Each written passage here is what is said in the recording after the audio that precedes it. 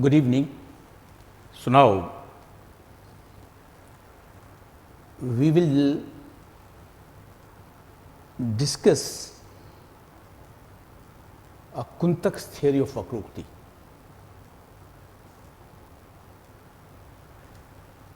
In Indian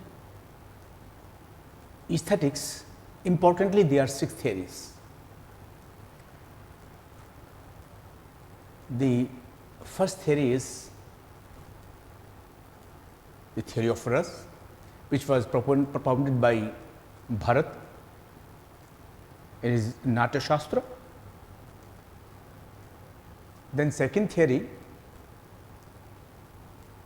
is a theory of Alankar or figure.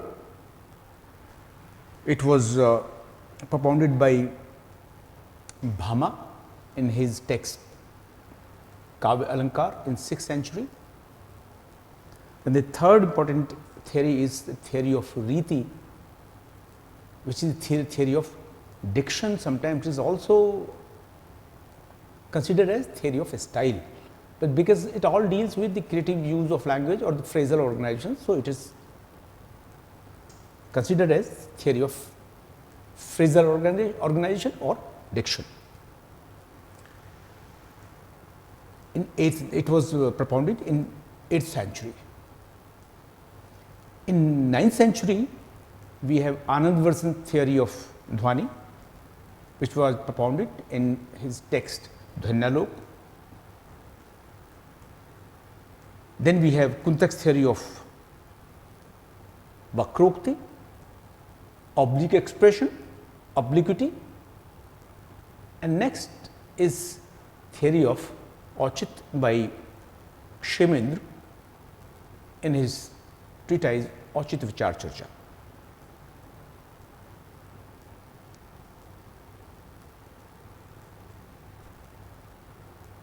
Ras theory, we all know, deals with aesthetic experience.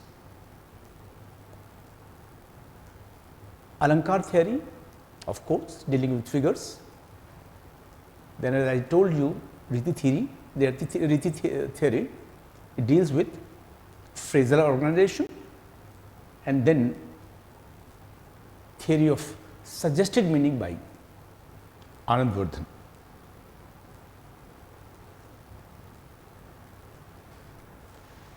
Here, Kuntaka was 10th century, and 10th century was important for one very important reason. The reason was the consciousness about the creative use of language. The focus was language, or the language was considered as the function of a Kavya, as the function of a writer. In 10th century, there was another important aesthetician, Rajshekhar. Rajshekhar wrote Kavya Mimamsa, and in Kavya Mimamsa,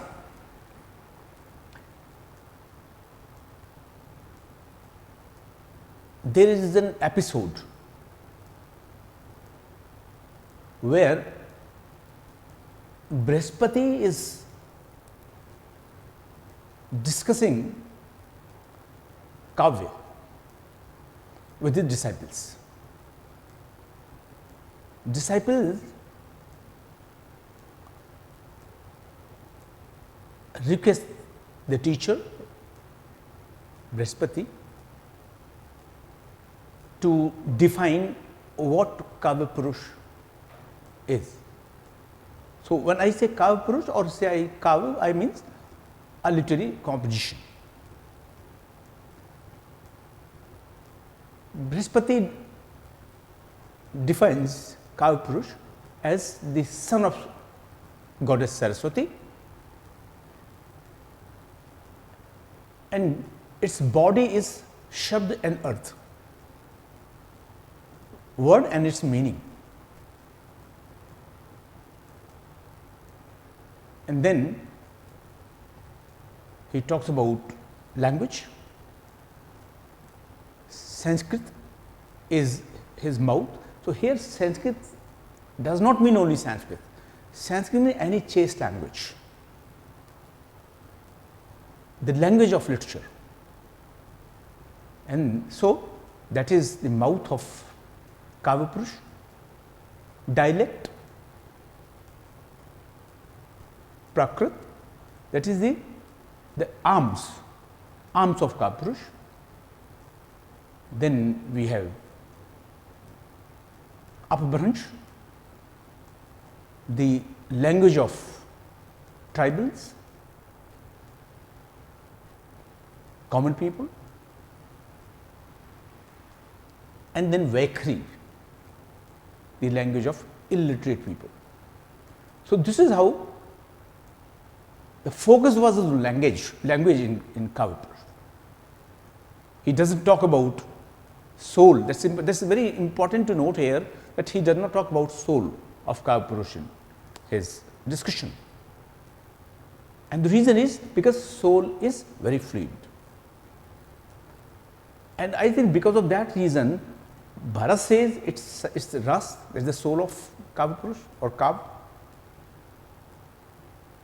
or theatre, drama.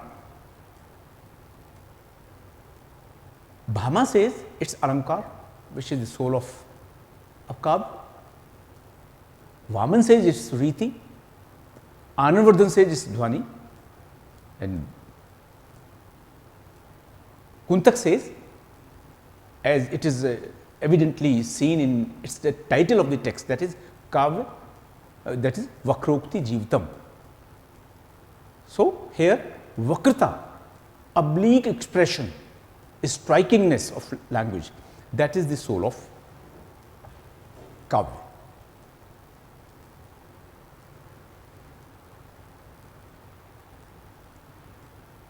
So, language, the focus was on language.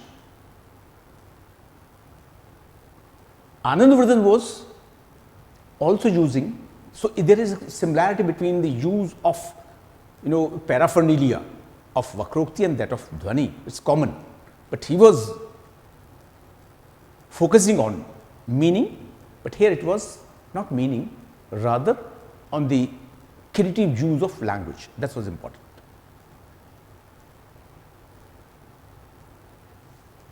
It reminds me of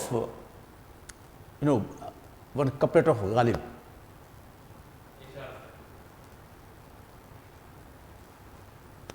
हैं और भी दुनिया में सुखनवर बहुत अच्छे, हैं और भी दुनिया में सुखनवर बहुत अच्छे, कहते हैं कि गालिब का है अंदाज़े बयां और. So this अंदाज़े बयां और, that is the creative use of language that makes you different from others, and this is what Kuntaka trying to establish through his theory of Vakrokti. But that does not mean he attacked previous theories, rather he assimilating, he included all theories. So, this is a very this is a conspicuous feature of Indian aesthetics, that they do not target their parents. Yes, there is the inclusion, assimilative character. While this is in the West, if you see, they discard the previous theories, they attack them, but that is not said. There is a continuity of thought in Indian aesthetics. So, theory of Dhwani was propounded by Anandvardhan at a time when early aestheticians like Bharat, Bhama and Vaman, they had the empirical and external comprehension of kavya or poetry. He focused on meaning, but this is something again very striking, that Mimamskas were there and must be around 6th century, when they were talking about the theory of meaning, theory of literal meaning, theory of metaphorical meaning. and thereafter it was after 60 or almost, yes, so how long it takes, because you will say 1600. Yeah, nobody talked, but even they talked about, but they did not have very considered opinion about that they should thought about meaning. Yes, it was Anandavardhan then who thought and perceived and developed this theory of dhvani. Yes, theory of dhvani. For that we also need to have third category, that is Vakrokti, Vyanjana or dhvani, suggested meaning. This is how, but in here he used for this meaning at the level of phoneme, at the level of lexis, at the level of grammar, sentence, episode and composition as a whole, at all 6 levels. Kuntaka took up all the 6 levels and he says these all 6 levels are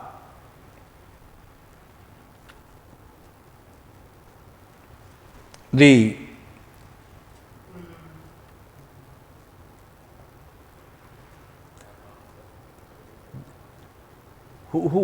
he treats them as the function of writer. Yeah. So I'll take up this issue later. So let me first discuss that how he assimilated, how Kuntaka assimilated all the issues or the basic approach of previous writers in his theory of Kuntaka. No doubt, because this theory was based on the theory of dhvani, because he took up all the 6 kinds of basic 6 kinds of Vakroktis based on your phoneme, based on your lexis, grammar, episode, vakya, episode and composition. Similarly, if you see, he also included rasas in his theory, because in episodes, episodic relationship, when he is talking about, he is incorporating all rasas. Then riti is also there. When your riti is lexical items, so all lexical items dealing with diction, and here riti also the phrasal organization. Then gun, alankar, at the level of vakya, sentence, we have imposed or natural 2 kinds of ambiguities, where he uses, and he also uses bhama, because it was bhama who first used 4 kinds of Vakroktis. So this is how Kuntaka developed his theory, following the tradition of Bhama's Vakrokti, including dhvani, including ras, including riti, alankar and all.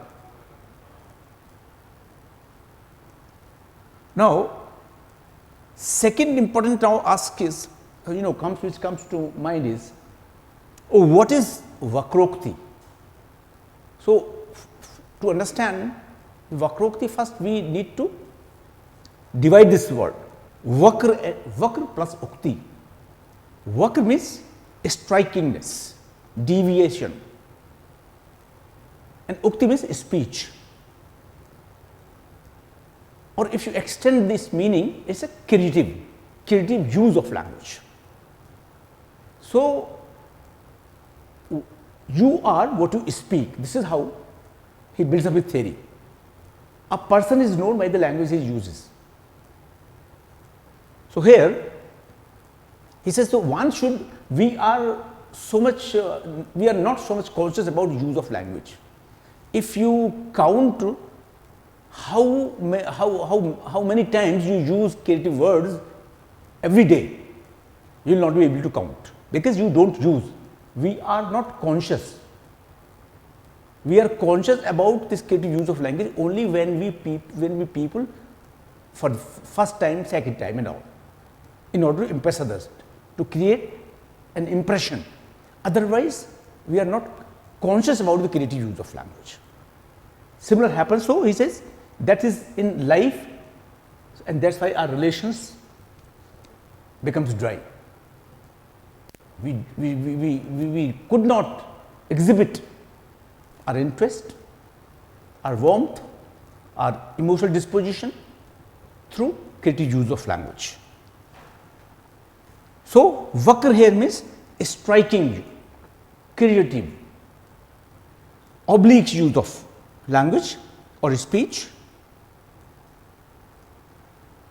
and he defines it as Vakrokti Rev Vaidagdya Bhangi Bhaniti Uchyate.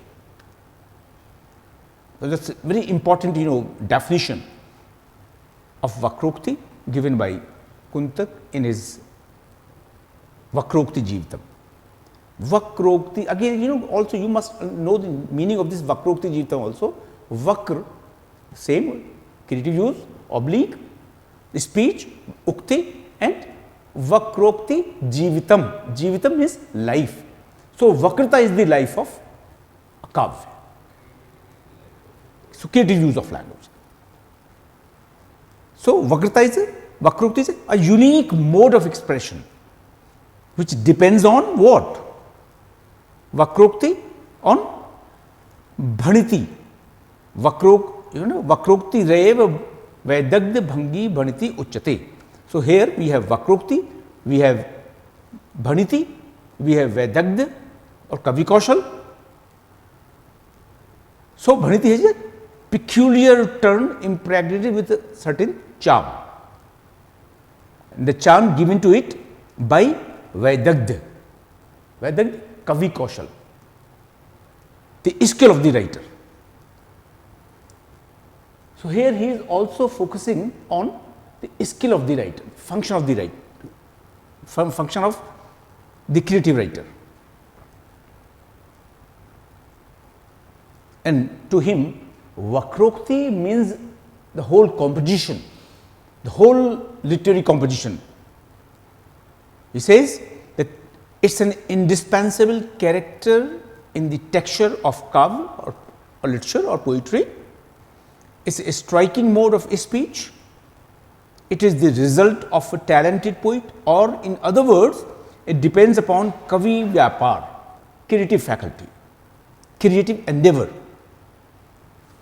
It is a poetic expression of speech as distinguished from expression or speech either of the ordinary workaday life or of the scientific laboratory, the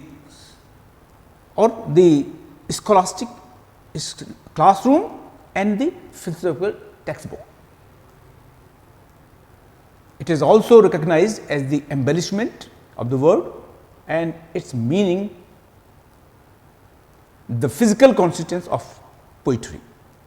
And then finally says that it facilitates the expression to give a kind of unique pleasure to the Sahirdaya. So, it is a special delight it gives, extraordinary, lokottar chamatkar, use the word lokottar chamatkar. So, lokottar chamatkar, extraordinary delight. And then this extraordinary delight is not different from ras. If you say what happens even thus. So, in ras also, aesthetic experience also, one transcends the common stages. He enters into a state where he is not subjective, objective or neutral.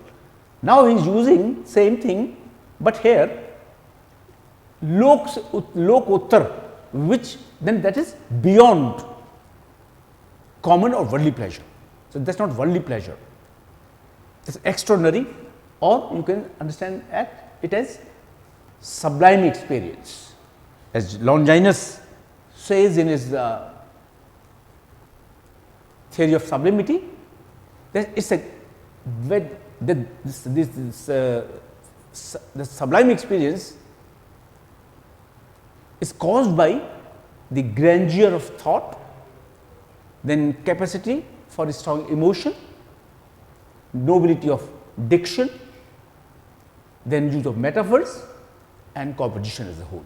So, same thing he is talking about. So, it is a sublime experience. Now, we come to its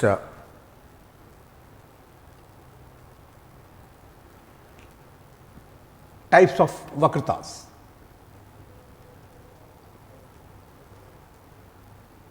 He explains how Vakrokti charm the reader by the skill of the poet, which he calls Vaidagdh. He also holds that crucial role in a poetic expression is played by an act of imagination on the part of the talented writer. And this is called a talented, this is a Kavi Vyapar.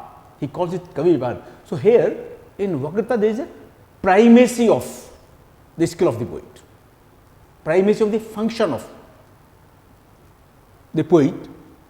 According to him, this Kavi Vyapar is impregnated with Vakrita, that is the ultimate source of literary composition, poetry. It is also important to note here that Kuntaka does not define Kavi Vyapar. He does not define it. Kavi Vyapar or the skill of the poet, the function of the poet. He said this cannot be defined. This is undefinable.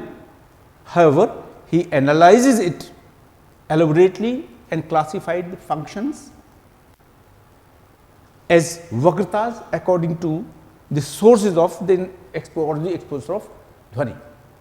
In Dhwani, Anandavardhan, when he is giving the categories of Dhwani, the sources of Dhwani, so Anandavardhan gives 6 kinds. The 6 bases, those bases are phoneme, laxis, grammar, sentence, episode and composition. Those very bases are the functions, those are the levels at which a literary work function, or these are the levels where on the basis of which we can make an analysis of a text. So, now he called them this pad, that is Varna Vanyas Vakrita, phonetic obliquity. Then second is Pad Purvard Vakrita, lexical obliquity. Third is Pad Parardh Vakrita, grammatical obliquity. Then Vakya Vakrita, sentential obliquity. Prakran Vakrita, episodic obliquity. And the last is compositional obliquity or Prabandha Vakrita.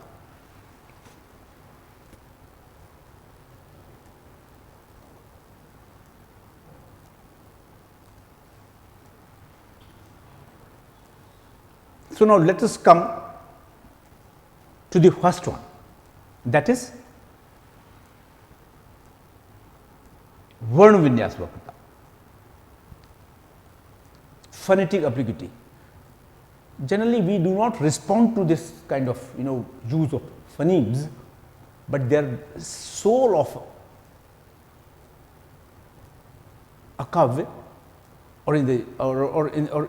they contribute a lot to the texture of a kavya.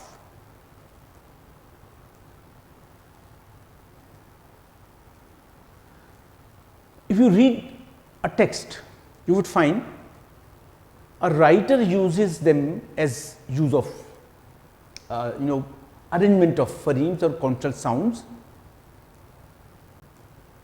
arranging them together, sometimes 2 phonemes or 2 consonant sounds together, 3 consonant sounds together, words together, sometimes without interval, sometimes with varying intervals. So, this is very creative, and if you have a knowledge of these sounds, then you find that how they unfold the working of the text, working of the skill of the writer, and how they contribute to the charm and meaning of the text, meaning of the composition.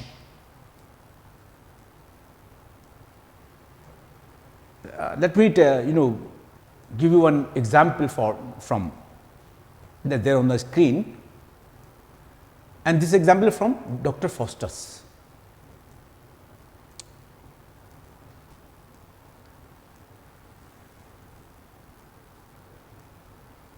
Dr. Foster's is so much mesmerized after seeing when he calls up the Helen, and when he just encounters Helen, so he's so moved, and he speaks, "Was this the face that launched 1,000 ships and burnt the topless towers of Ilium? Sweet Helen, make me immortal with a kiss." So, these are this example from Dr. Foster's demonstrates how funny imparts beauty to the expression. It is remarkable to note how Dr. Foster's has stepped with these lines into the permanent memories of the world and assumes a reality no actual magician could achieve. If anybody studies Dr. Foster's, read Dr. Foster's, these lines become it becomes the permanent property of the mind. Was this the face that launched 1,000 ships and burned the topless towers of Ilium? Sweet Helen, make me immortal with a kiss. See just now how the pattern of consonantal and vowel sounds has been used in these lines. Here, interweaving sound pattern of both consonantal and vowel has its own effect. Let us mark the use of consonantal sounds. The sound like a sa, la, ta, and the nasal and the vowel sounds like e. This in the words this, ship, Ilium, immortal, with, and kiss. The powerful climactic effect of the word kiss arises partly from the repetition of the vowel sound, particularly as it rhymes with the first beat here. This strongly echoes the last word of the first line, that is ships, which by the way suggests lips. But more of the latter. Here, alliteration, topless towers make me immortal, is rather obvious desire that much shelter are modulations from one sound to another and playful and minute echoes. Again, if you see in the last line, then there is a long sound e in sweet and me subdued, because me is unaccented, or the consonants of the ka sound in make with that in kiss, or the movement from the high bright vowel in sweet done to the v in immortal back to the scale to the 2 e at the end of the line. So, this effect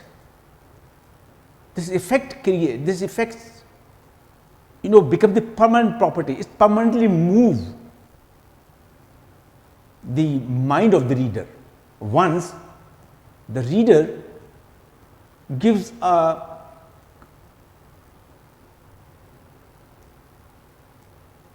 he consciously makes the intention, consciously take into account the working of these consonantal and vowel sounds.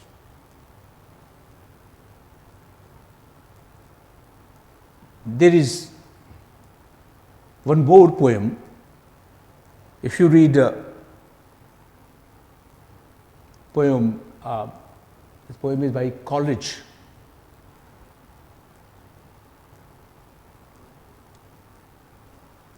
And here the poem we have when in this poem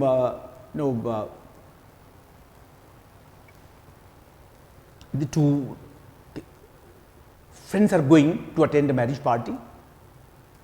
They are sailing in the ship, and all of a sudden a bird is shot by a person. So then there is a whole gloom, there is no water at all.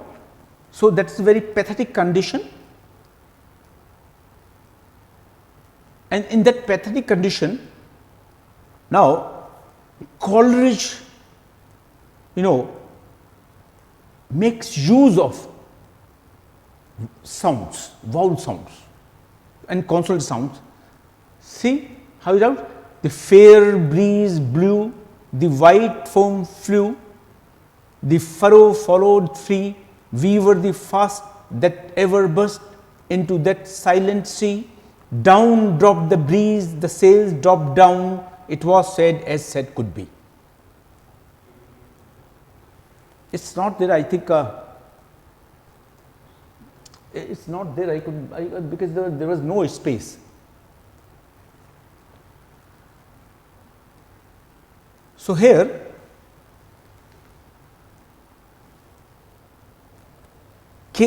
Coleridge used in this stanza a variety of oral devices. He uses internal rhyme like blew, flew, then this half rhyme, speak, break. He uses assonance, hot copper, and a lot of alliteration. So these small things, use of alliteration, use of internal rhymes, all these such all elements, they contribute to the general effect of the passage.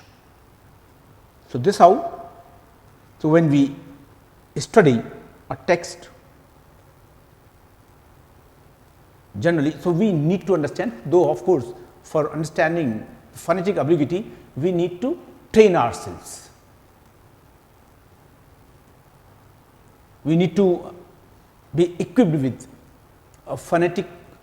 phonetics so that we can understand the sounds and all. Second is Padpurvard Vakrata.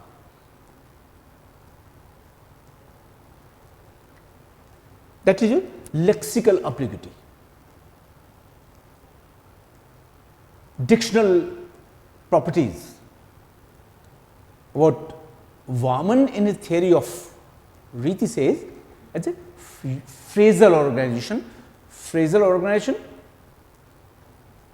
without compounds, with small compounds, with long compounds. Kuntaka has used though independently use of compounds, but in one way or the other this phrasal organization is working in its lexical obliquities. So this is lexical obliquity. This is found in the basal forms of words, and it comprises all effects based on the writer's choice of the words. The choice which is guided by strangeness, evocativeness, commonness, freshness of words. Kuntaka defines lexical obliquity as when common denotation of words is seen to expand to include connotation of even improbable attributes ingrained by the poet, or to include a hyperbolic excess of even an existing attributes, the result of poet's intent to show extraordinary belittlement or extraordinary glorification of the themes, we get what we call as lexical obliquity. This includes sub-varieties. It includes like your Rudi Vachitra Vakrita, obliquity of usage,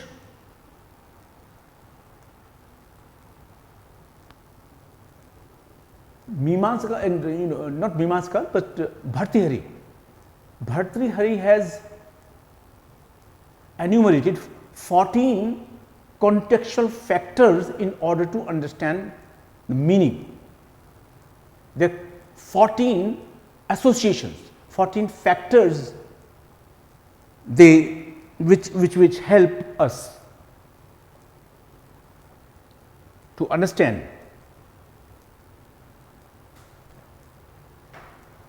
the meaning of a word where there is ambiguity.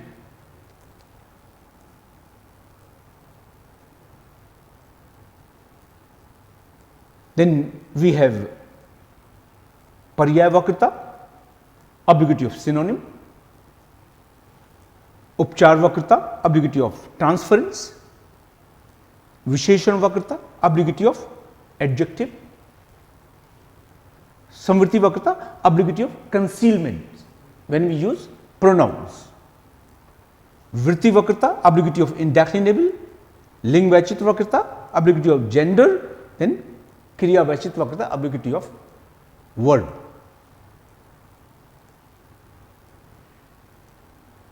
Let me give you an example of first,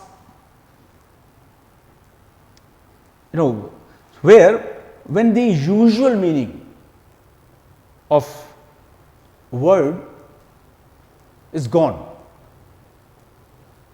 and we start using a word in a particular reference. For example, if there is a word, somebody say guru or guru. So now guru is a word attached with reverence, but now it is used in different ways. It has lost its meaning. So that is called rude, conventional use. Through the convention, the word sometimes loses its meaning. Or somebody say, call me a taxi. Somebody asks you to call me a taxi, or can you give a call? But call me a taxi. But now taxi also has its now different name. And so that is very important there in poetry also, in your composition also. In Gray's elegy, the word tolling is not the ringing of a bell. This is what? Tolling. Tolling is ringing a bell. The meaning is you toll the bell, ring the bell. But here it carries with it the suggestion of death. So now because in the churches or it tolls them. So now the sounds of bell, now it has been associated with death. So it has lost its meaning by the practice. Similarly, Milton's sonnet on his blindness may furnish still more convincing evidence of the importance of secondary meanings. So primary meaning is gone. The argument of the sonnet in plain words would have told us that Milton, having considered how he had been using his life, complained that he was deprived of one gift with which he might best have served his maker, and so forth. He complains that you have given me that gift of writing, but at the same time you have made me blind, so I could not serve you. So here in the poem, the words which he is used so many times, they are not the way they should have been used in our day-to-day life. So there is one he says, so by the use of word, spent one talented, lost, useless, they all are death to hide. So, he compels us to realize his loss of hope and his rebelliousness, which resisted calm reasoning and which drove him to the self-willed and obstinate conclusion. So, now we see at once that he is putting himself in the position of the man who buried his one talent in the ground and who convinced himself of his rectitude by the selfish argument. So, this is how the writer uses this your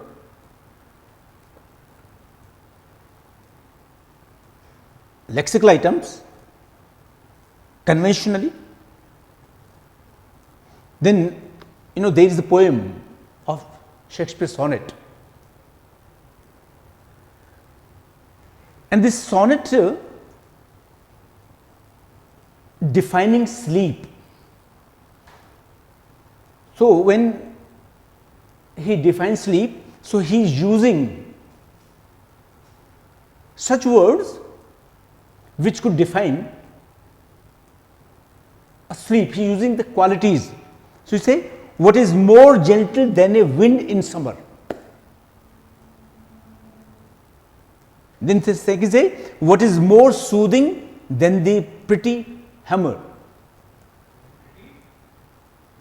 Hummer that stays one moment in an open flower. So, now he is giving what is that, then and buzzes cheerily from bower to bower, what is more tranquil than a musk rose blowing. So, if you read the whole poem, what is that, and then says, what but thee sleep. Sleep is the best. So, in order to define sleep, in each sentence he is using synonyms. Then we have upchar, obligative of transference, where the inanimate objects are treated as animate objects. In when Wordsworth or college, they were writing poetry, they had a contract. The contract was that Wordsworth would write poetry by treating natural things as supernatural. Yes, right. Suppose he is writing about a grass, he is writing about farmer, he is writing about small girl, solitary reaper and all, and glorifying them, showing supernatural element in them. And college would show supernatural element as natural. So, he shows sometimes the ghost weeping, which is suffering like common men. So, such use also we have in upchar vakrokti, transference. Then use of adjective. If you read poem of this ode on Grecian urn, her melodies are sweet, but those unheard are sweeter. So, what is happening there? Heard melodies, heard is here, heard melodies, heard is adjective, heard melodies are sweet, but those unheard are sweeter. So, here there are so many obliquities are there. There we have prefix, we have suffix, we have adjective. Heard melodies is subject, but because heard is coming, what kind of melodies? Heard melodies. So, by using heard, unheard, sweet and sweeter, prefixes also. So, the expression imparts extraordinary delight. Then samvriti vakrokti, use of pronouns. So, sometimes writer uses pronouns in order to conceal the beauty of the object. If the object is not beautiful, writer makes use of figures, alankars, but sometimes the object itself is so beautiful that writer conceals its beauty by using adjectives. What Longinus says, that beauty lies in concealing beauty. So, he conceals beauty and the beauty of object becomes more beautiful. Suppose somebody is beautiful and you say, oh, he is very beautiful, she is very beautiful, he is very handsome. But if you do not say, you use, oh, how beautiful it is. So, what do you do? Here you conceal its beauty, its depth, and say how beautiful. So, it adds to the charm. Similarly, we have vritti vakrata, where you have indeclinable phrasal organization, and this is now here on the screen. These lines are from Adonis.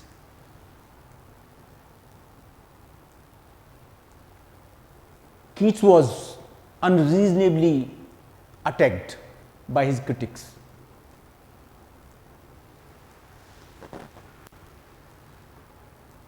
He was all alone, died in his youth, handsome, beautiful poet, handsome poet, and very, his poetry is impregnated with sensation, with meaning, with beauty. So, Shelley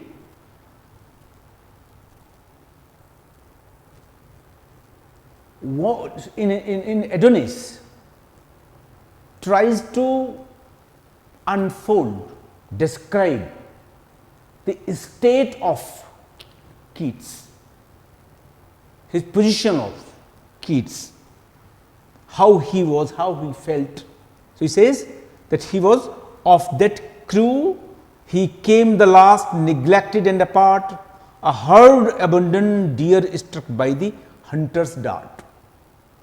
So, he is herd abandoned. He was all alone and he was attacked by critics. So, they here use the herd abandoned.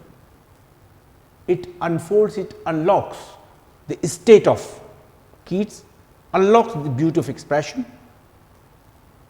Here Shelley, by the use of indeclinable, evokes pathos by unlocking the wounds of Keats, who had been attacked by his contemporary critics. So, here the rapid flow of unconnected words this excite the mood of the reader. So, use of herd abundant is very important here.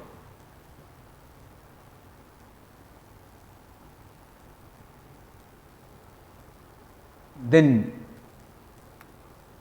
we have Pushvakrita. We have first person, second person and third person. So, when there is a transposition of persons,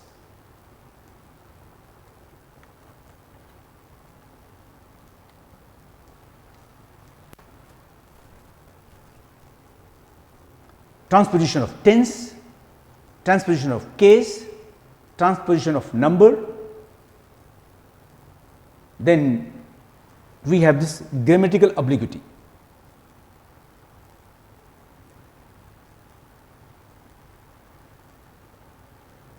And there, this is again very important.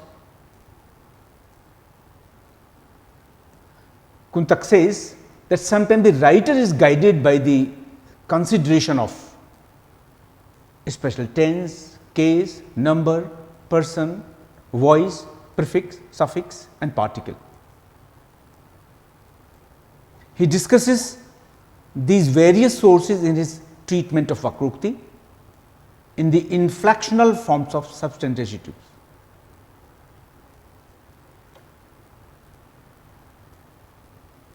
He defining it says that when several forms of such literary form occur together in such a way as to enhance the beauty of one another, they go to produce artistic charm reminiscent to myriad faced beauty, and this is called grammatical obliquity. So, all charm is created by the forms, grammatical forms. What are these forms? Tense, case, person, voice, prefix, suffix, particle.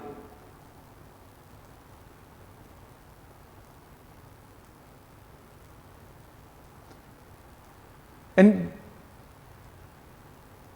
first see the tense, that how there is a transposition of tense creates obliquity in a composition. When I say transposition means, sometimes the writer, in order to create charm, beauty, he intentionally does not use the expected tense, rather he replaces with some other type of tense that extends its beauty, that extends the experience. Suppose he starts something with past and ends with present. So, this becomes an extension of that experience from past to present, or from past to or from present to past. You read Tinton's Abbey, Wordsworth poem.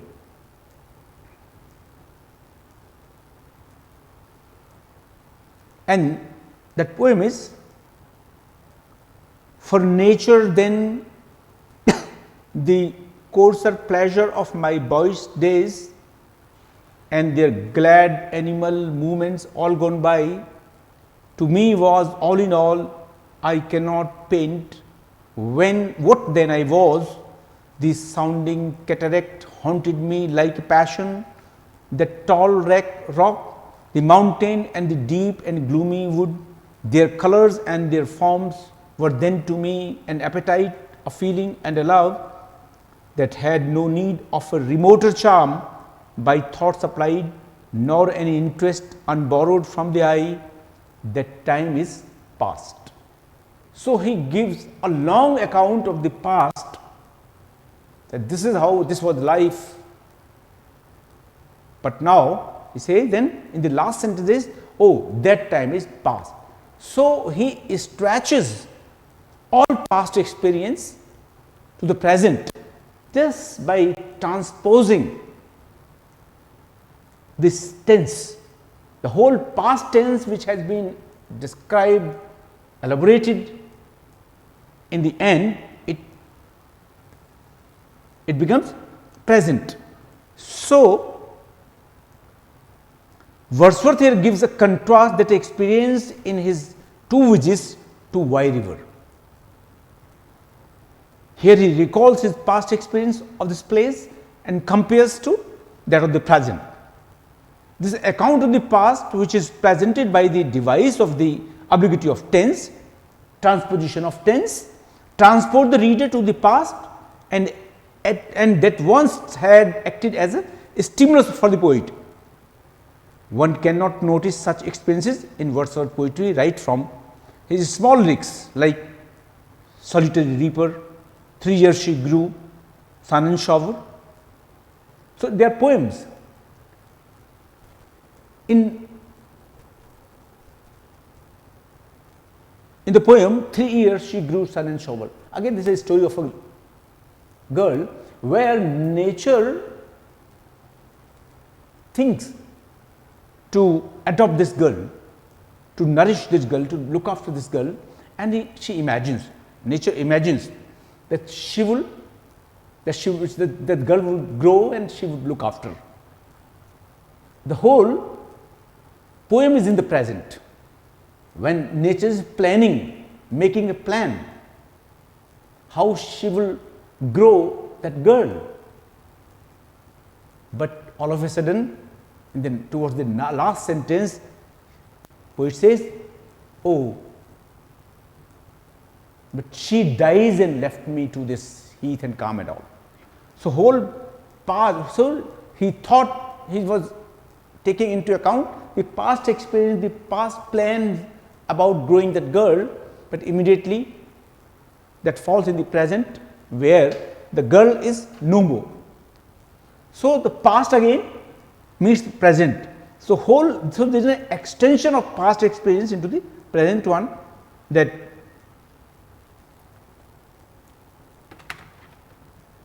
makes the reader enter into a sublime experience. There is a more sentence that is from Macbeth, when King Duncan is murdered. So Macduff comes, and when Macduff sees Duncan in the pool of blood, so immediately from his mouth the words come out, "Oh horror, horror, horror, tongue nor heart cannot conceive nor name thee." So tongue nor heart cannot conceive. So here tongue is related to name and heart is related to conceive, but he had transposed the cases. Here tongue has been associated with conceive and heart with name. So this kind of inversion of the normal order of cases, it unlocks a kind of beauty, a charm.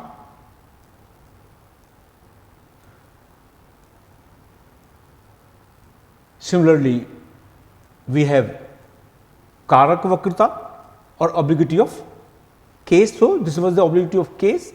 Then we have obliquity of number, we have prefix, suffix. So I'll just give you this example of use of suffix and prefix also. Shelley Skylark is a beautiful poem where Skylark is singing a song, but Shelley doesn't know that bird is unseen. So Shelley wants to know the location of the bird, and in order to define that location, he uses similes like a poet hidden in the light of thought.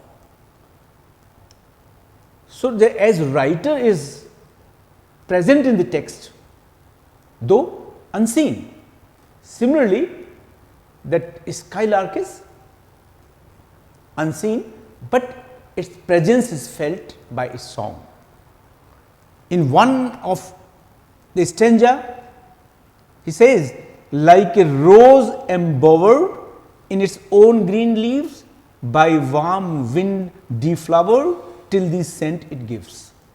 So as the flower is concealed, hidden in its own leaves, but its presence can be felt by its incense, fragrance.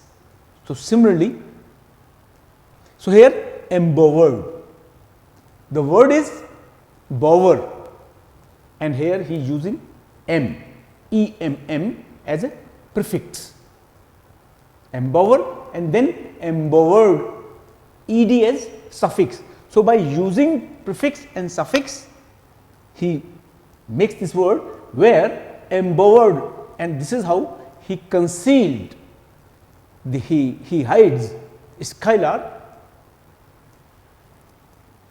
in the leaves, its own leaves. Similarly, deflowered.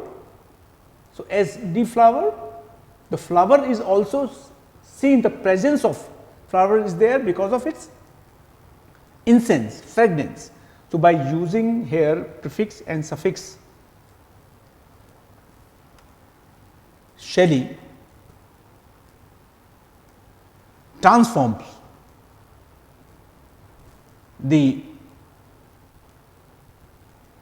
statement, transform the simplicity into obliquity, and here the use of bower and flower by adding prefixes to them.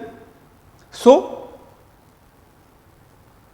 formed word as embowered characterizes skylar's characteristics of being unseen, and deflowered denotes its presence felt by skylar's music. So, both of the words transformed by the prefixes have been aptly employed. Bower signifies a place on the top of a building where an object cannot be seen, and flower denotes the fragrance.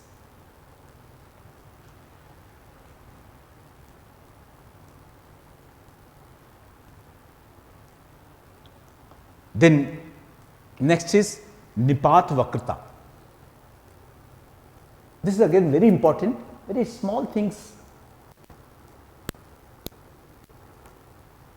Nipat Vakrata is use of particles, mark of interjections, or the particles like O, A. These, so purpose of particle is to intensify deepest emotions, sattvic bhavas.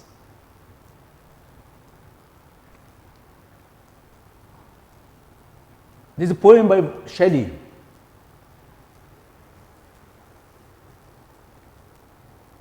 where wind has been personified.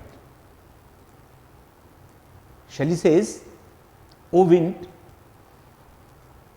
you give life to dead leaves, you give life on earth, you give life to waves on water, and you give life to clouds in the sky. You drive them away, you move them away. Similarly, I am also dead, I am also tired. You help me, you give me life." And he uses, there is two sentences, he says, "O mark of interjection, oh, let me, oh, lift me as a wave, a leaf, a cloud. I have fallen on the thorns of life, I bleed."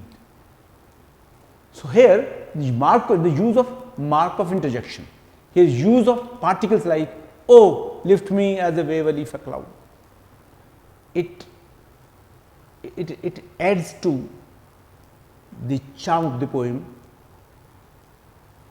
It unfolds the pathos, it unfolds the pathetic condition of Shelley, who wishes to be driven away by wind, which has given movement to wave in the sky, in the ocean, to cloud in the sky, and to dead leaves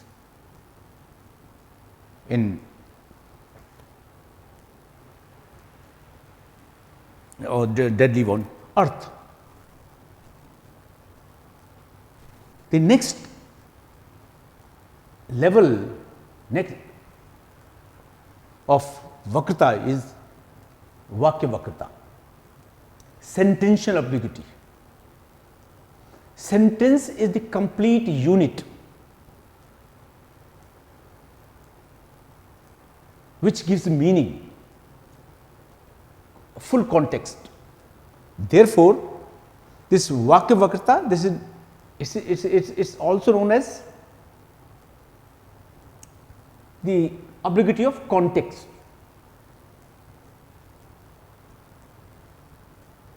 As its name itself proves, it operates at the level of Vak, sentence, and it deals with vastu, contents, subject matter.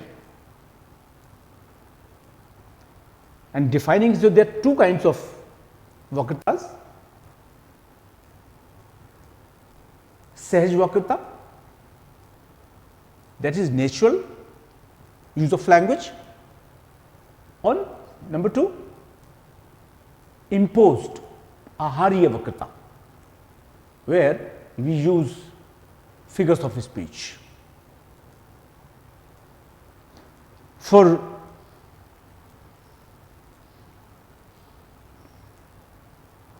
these two kinds of Vakritas, obliquities, Kuntaka creates a space and he defines them as when the subject matter is described in a way conducive to beauty by virtue of its own infinite natural charm. So, when natural infinite natural charm, that is number 1, and by means of exclusively artistic expression. So, two things are there in Vakya Vakrita or sentential ambiguity. 1, conducive to beauty by virtue of its infinite natural charm, this is number 1, and number 2, by means of exclusively artistic expression. So, they, when he uses them, these two devices, then it becomes sentential ambiguity, Vakya Vakrita. In a simple word, that is the use of artistic use of your devices, figures of speech, that is your Ahariya Vakrita, imposed ambiguity. And when the language is very simple, there is no use of mythology, there is no use of philosophy, there is no use of other devices in order to explain, express, describe a subject, then this is natural. Wordsworth, most of the Wordsworth poems, they are full of this ambiguity of simplicity. You will not find use of mythology in Shelley's poetry, in Wordsworth's poetry. Let me give you one, an example, just to have the feel of natural ambiguity. And here the poem is on the screen. My heart leaps up when I behold a rainbow in the sky. So was it when my life began. So be it now, I am a man. Or let me die. The child is the father of man. Except this, last line, of course, it has a philosophy, but you won't find even a single word which you do not understand. So, here the general quality of the style in the above example is simplicity. Here we find Wordsworth's use of common words and complete absence of reference to mythology, history, geography and any other background to illustrate the meaning. The great majority of his words are monosyllabic and common, and seldom they require any other agency to explain them. Now, he speaks like a mystic, but simplicity and directness still remain there in the expression. So, the direct language, except the last line, that is child is the father of man, everything is with a simplicity, which distills in monosyllables, yet the thought communicated has a span like that of the rainbow. This is the beauty of versal poetry. Words are common, it is a language of common men, but thought communicated has a span like that of the rainbow. So, this is the example of simplicity or natural use of language. Sometimes, when the object is beautiful, is impregnated with beauty, he uses simple language, but at times the writer feels that he has to use figures of speech in order to add to its beauty, to make it more evocative. He uses figures of speech, and that happens in To a Skylark. Though about this poem there are critics, sometimes they say that unnecessarily sometimes Shelley manufactures similes there, metaphors there, personification there, but still there are certain similes which are so in flow without effort, which enhance the beauty of the object, that is a skylark. And this is particularly because this poem is written about knowing the location of the bird which is panting forth, which is singing, hidden somewhere. So, in order to know the location of the bird, he uses similes like a poet hidden in the light of thought, like a glowworm golden in a dale of dew, like a high-born maiden in a palace tower, like a rose embowered in its own green leaves. Here, all these similes are contributing to the exact location of the bird skylark, which is panting forth a flood of rapture so divine.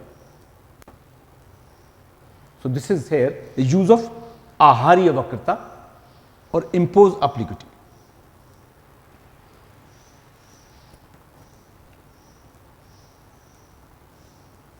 The next level of kavya or literary composition is use of episodes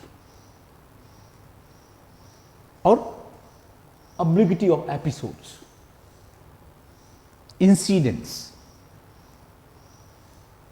Kuntaka explains it, defines it by saying that when the intended object at the end will remain inscrutable from the beginning, that is, the suspense remains constant till the denouement.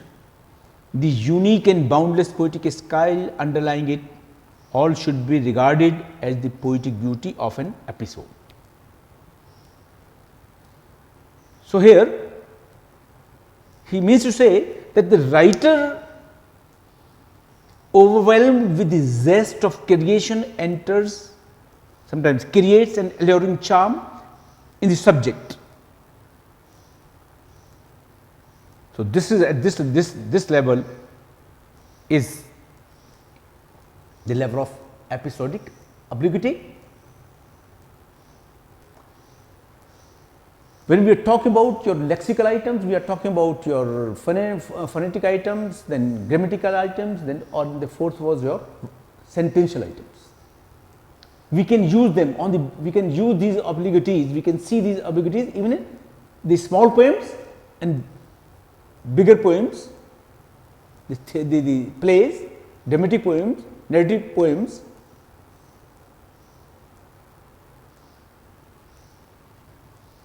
But in here particularly episodic obliquities, they are only related to the poems of greater volume.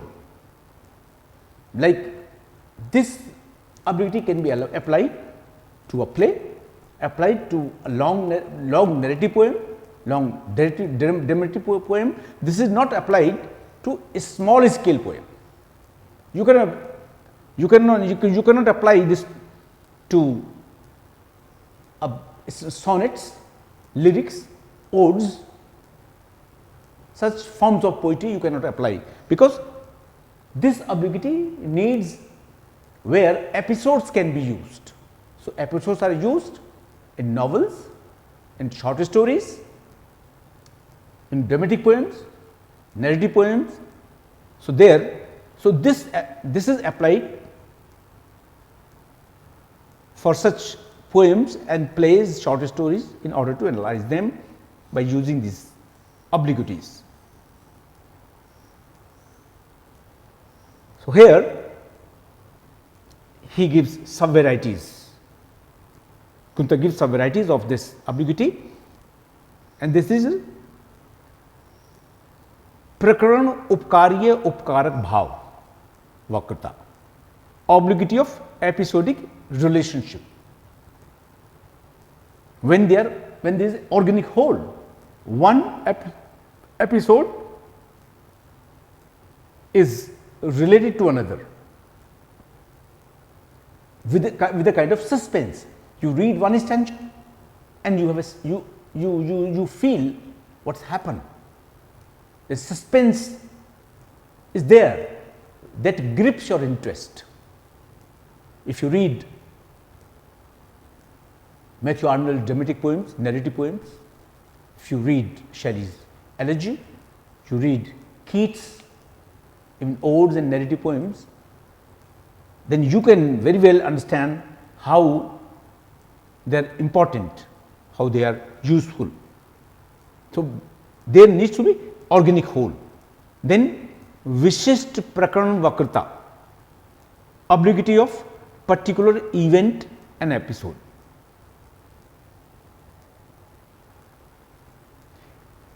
In every composition, there are certain particular events which take place at varying intervals. We are not conscious about them. But if you read, if you just give a minute observation, you would find that in a text, in a composition, in a kavya, there is a certain kind of incident that occurs at varying intervals, that it has its own value. It is not insignificant. It unearths the intention of the characters, the relation of the characters. Sometimes it also tells us about the future, what is going to happen there in the text, in the composition, or in the life of characters. Then Vishisht Prakaran Vakrta, obliquity of a particular event and episode. So, and then we have Angiras Nishand Nikas Vakrta, obliquity of dominant ras. Right? So, in every composition, if you read, there are many rasas. So, why? Why does a writer use many rasas? Kuntaka says, he creates event. Number one, he has to create events also. So, if he does not use rasa, dominant ras, when he says dominant ras, this means it is implied there are other rasas also. So, if he does not create opportunities, scope for other rasas, there will be only one ras, and then the kavya, the literary composition suffers from monotony, and the reader will just lose his interest. Yeah, exactly. So, that is again, so that is very important. So, he, in order to preserve, in order to highlight dominant ras, he has to create secondary rasas also. And then there is one more device he talks about. So, see, if in Hamlet there is a play within play. I don't know, it's not in King Lear. It's in Hamlet, yes, there. So, Hamlet enacts a play in order to confirm whether his father has been murdered or not as per the information given by the ghost. So, he enacts the same scene and then he just sees, he tries to observe whether his mother was involved in it, his uncle was involved in it. So, such kind of devices also should be used in long poems and kava. This is what Kuntaka talks about.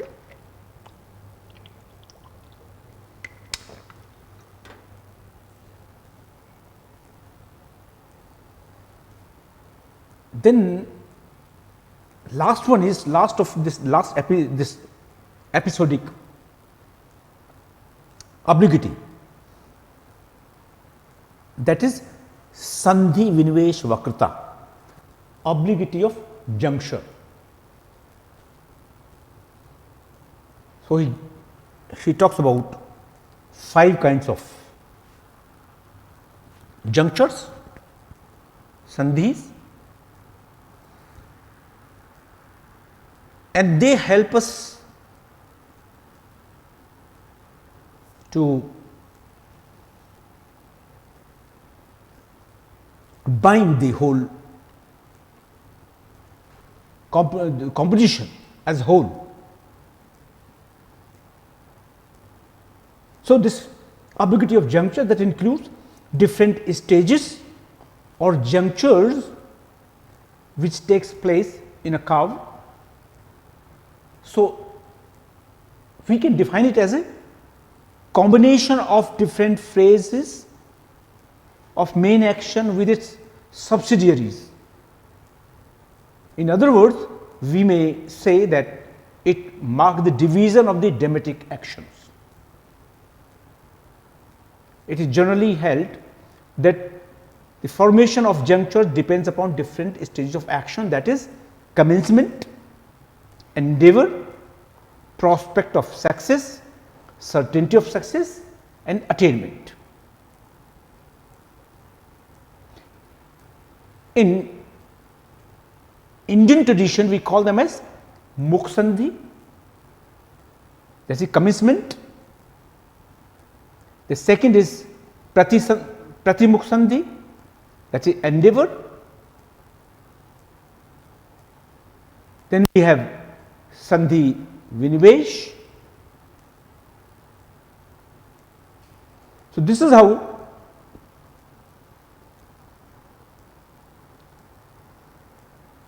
Vimarsh Sandhi, Garbha Sandhi.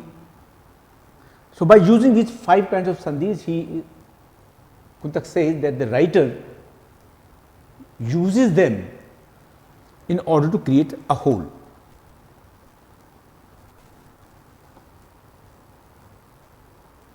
Kuntaka says that the writer should be always subservient to a unique charm, and accordingly the junctures are never to be contrived at the cost of the composition. Now, he is asked a question, but whether the writer should use all the sandhis, all junctures? Kuntaka says no. He should not make use of sandhis, junctures at the cost of the composition. If he thinks that this sandhi is not required here, he should not use.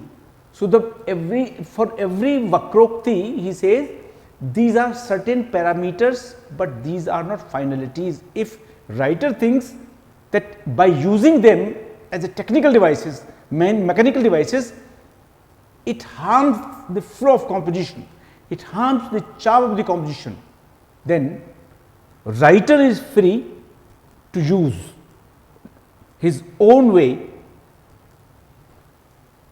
to, to give a kind of charm to the text, to the composition.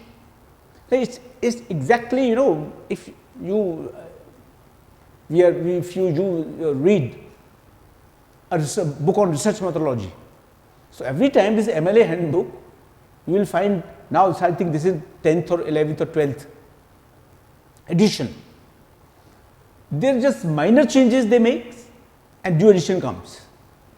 But here introduction, one very important thing is there, that these are just parameters to give you for writing a thesis or a research paper. But the common denominator, the most important thing about this is, number one, that there should be uniformity in your treatment.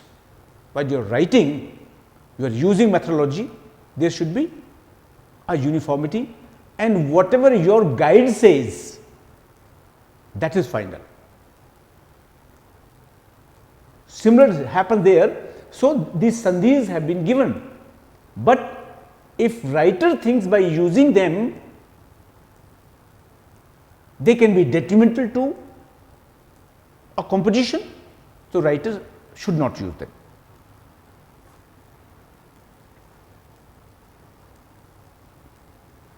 Now the next is your last, that is Prabandh Vakrita, compositional obliquity.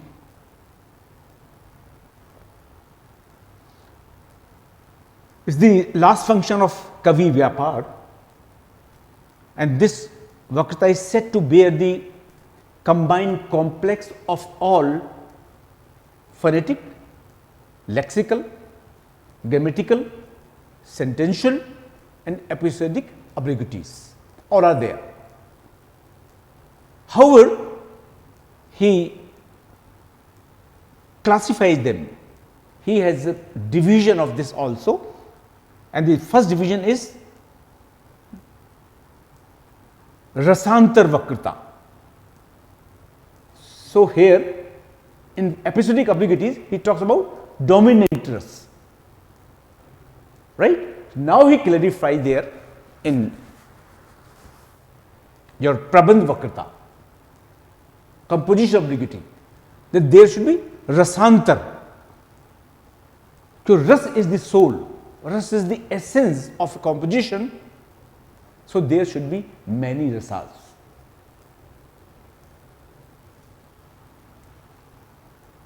In order to remove the monotony of the text, monotony.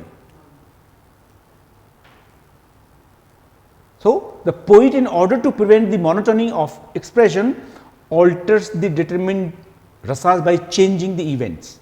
He changes events in order to introduce ras,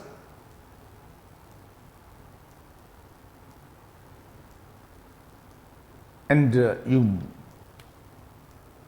this can be applied to your movies also and plays.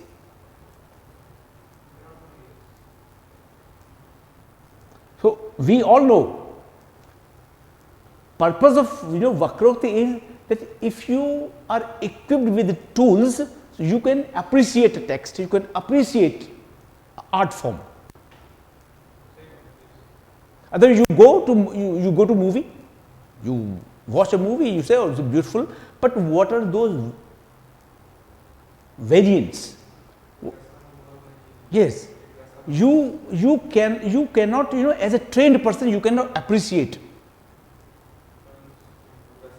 Yeah, what are these beauticians doing? If you go to a beauty parlor and they change you, they transform you,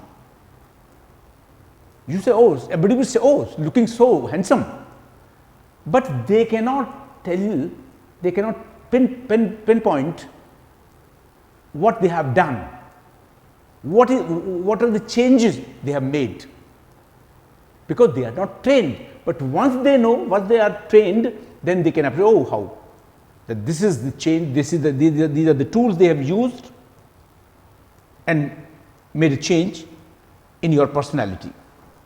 So that is by using different rasas. He can employ different incident. He can employ different episodes, so that the text does not suffer from monotony. Then second compositional obliquity is the obliquity of winding up the story.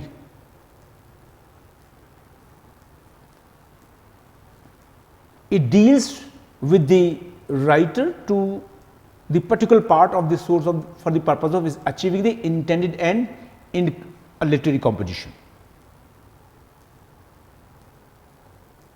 Kuntaka, defining this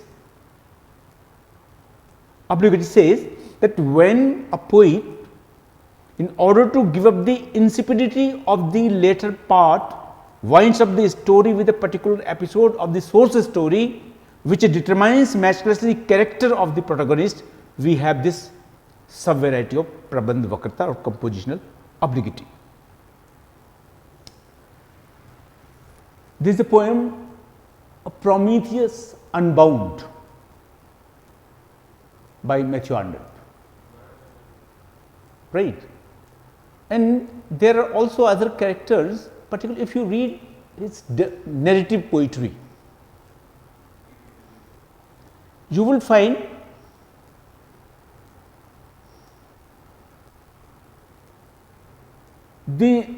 most of the poem, they are based on some other sources, extra sources taken from other sides.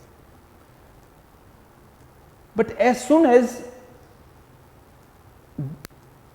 this is the beauty of Shelley and Keats and your Arnold, that as soon as seen that the characters of their composition, they have become now matchless. They have achieved their object. So, immediately they wind up the story. And that is the beauty of the text, and that is the function of a great writer, talented writer, that where to start.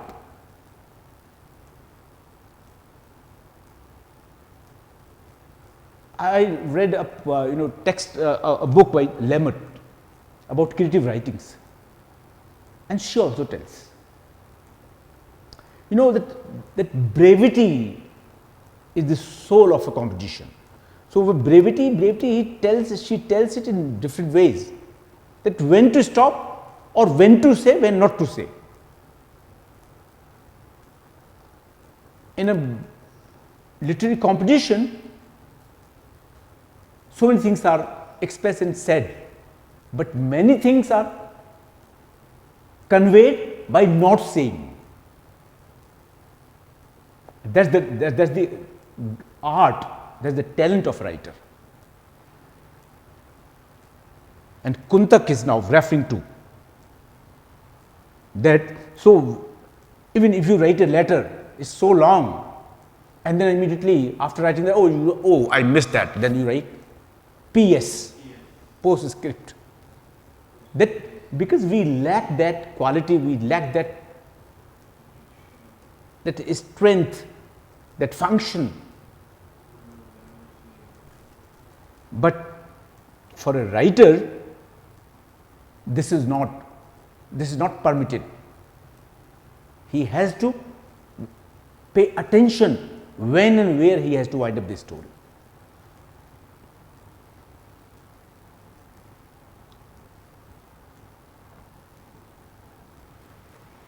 Then we have another obliquity of contingent objective,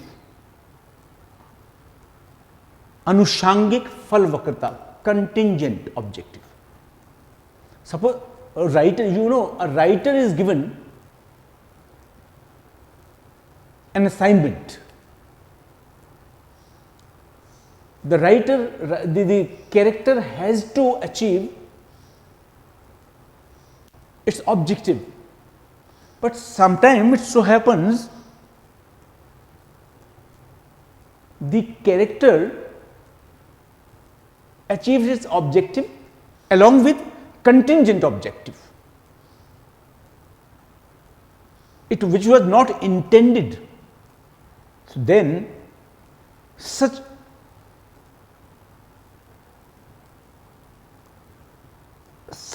an attainment of the protagonist makes the work vibrate with a remarkable strikingness. So, the secret of this obliquity lies in the inquisitiveness of human nature. Man loves strangeness because it satisfies the basic demand of human nature, and that for a pleasant surprise. So, a talented poet, talented writer never fails to recognize this psychological fact, and therefore, he proves his compositional skill by arranging all the episodes accordingly.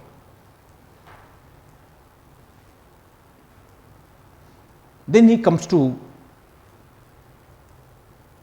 very small thing, though, but again very important, the obliquity of title.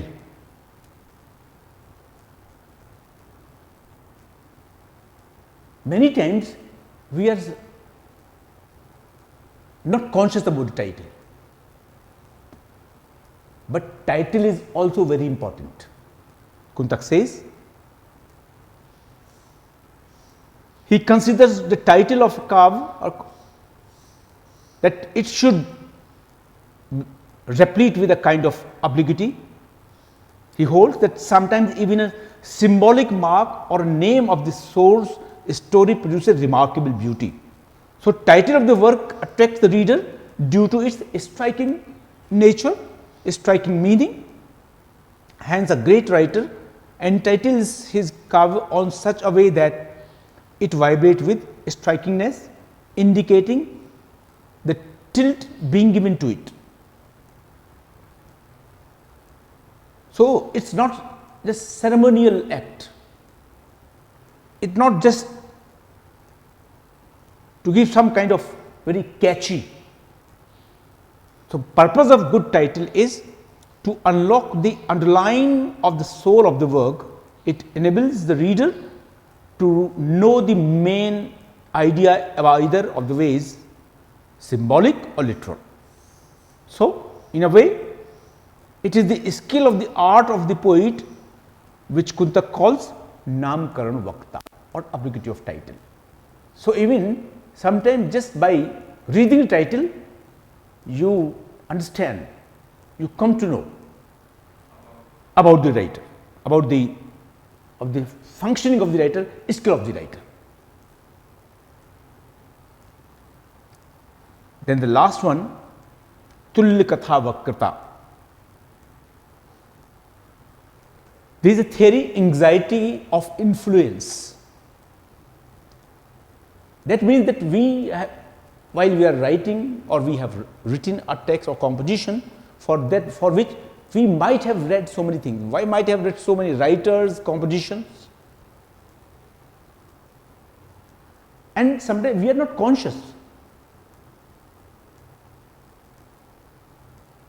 that at varying intervals, in many ways, we know that influence is visible, discernible and seen in our composition.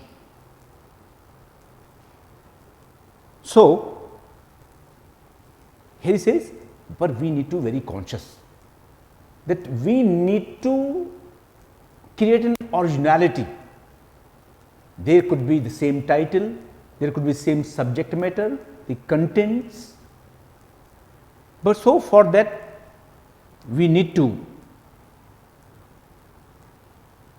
create the spirit, change the spirit, change the relationship. Shelley wrote a poem, Peter the Third, and Shelley also wrote a poem, the name of the poem is Peter Bell, a Tale. But if you read both the poems, you will find their spirit is changed, their approach is changed. So, on the same subject we write, as a creative writer we draw a line of difference. So, these are all prescriptions. So, here this is how Kuntaka as a practical practical critic, he gives an account to the writer that how he should write while he is composing, or right, what are the functions, what are the levels about which he should be conscious in order to complete his kavya, his composition successfully, so that the kavya or literary composition should not suffer from any kind of weakness.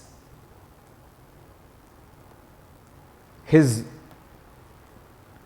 text Vakrokti Jeevitam is good for a critic, it is good for a student, and it is good for a writer, where it is a complete